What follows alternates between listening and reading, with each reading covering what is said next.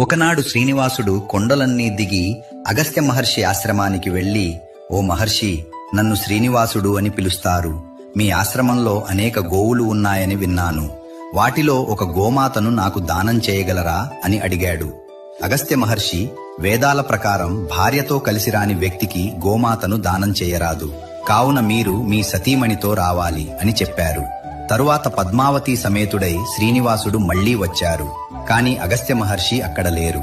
శిష్యులు, మహర్షి ఆజ్ఞ లేకుండా మేము గోమాతను ఇవ్వలేము అని అన్నారు. ఇది విని శ్రీనివాసుడు అసంతృప్తితో తిరుమల వైపు గబగబా వెళ్లసాగారు. కొంతసేపటికి అగస్త్య మహర్షి తిరిగి వచ్చి విషయం తెలుసుకుని ఒక గోమాతను తీసుకుని శిష్యులతో కలిసి స్వామిని వెంబడించారు.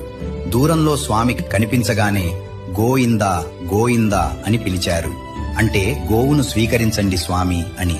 కాని వెంకటేశ్వర స్వామి ఆ పిలుపులను పట్టించుకోకుండా ముందుకు సాగి అదృశ్యమయ్యారు.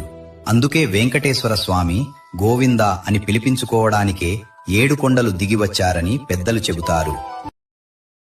Download ShareChat.